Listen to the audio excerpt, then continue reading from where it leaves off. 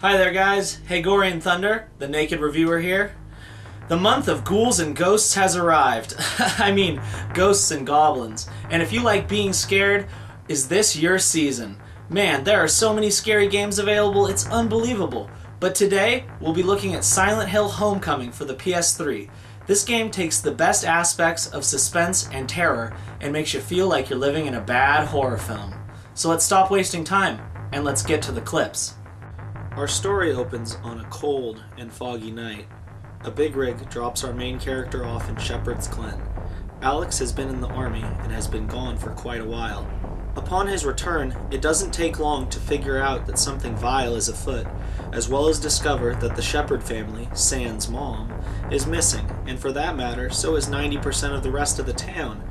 The subject matter of the plot is mature and can be described as entertaining but deeply disturbing. The theme is dark and gritty, and the supporting characters follow suit. My favorite being Deputy Wheeler, the cop who simply refuses to go quietly into the night. How did I get here? I put you here. Haven't quite made up my mind about you yet. Silent Hill Homecoming plays a lot like the original Silent Hill. The spoken dialogue is restricted to the cinematic cutscenes, and there is quite a bit of written dialogue for the player to mill through, in-game as it's found, or to review later in Alex's journal where he documents his findings. The combat in this installment is well thought out. Each melee weapon has a rhythm to using it effectively, and different weapons are better for different situations. In example, the knife is best for quick enemies, while a pipe is better suited to fighting multiple enemies since you can swing it in such a wide arc. The enemies can be pretty terrifying, crawling out at you from an unnoticed hole or bursting through a closed door, and the game environment does a good job of building up the suspense and keeping you on the edge of your seat, from the first environment through to the last. There also seems to be much more combat than previous installments to the series. However, this added more excitement to the game for me. Like the first Silent Hill, progression through the game is handled by finding a map and then working through the area you are in while finding clues, solving puzzles, and fighting enemies. Weapons aside, you have two very important tools. The first being your trusty flashlight.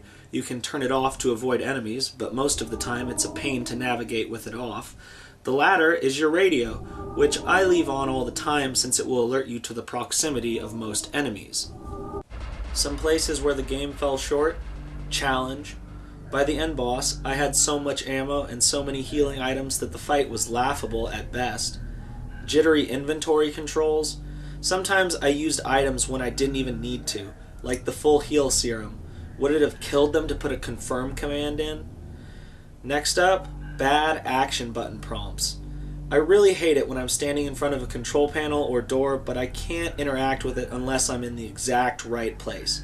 This game had more than its fair share of that. Last but not least, I broke the game while playing it, proving that this game didn't get enough QA testing before shipping. How'd I break it?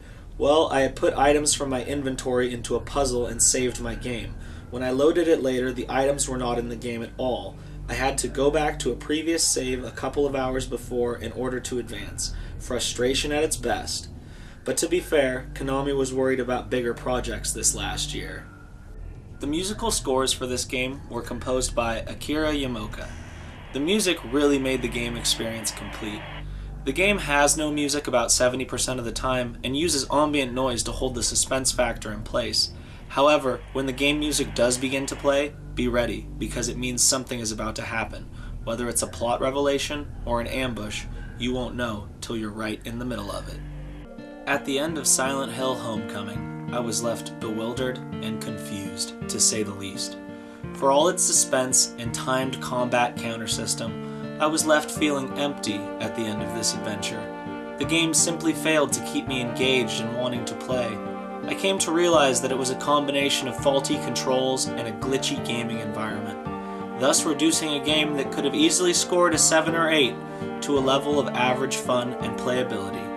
Silent Hill Homecoming on the PS3 scores a 5 out of 10. I'd only get it if you're a die-hard franchise or survival horror fan. Until next time, the demons have been laid to rest, and this is one reviewer who should have just walked away.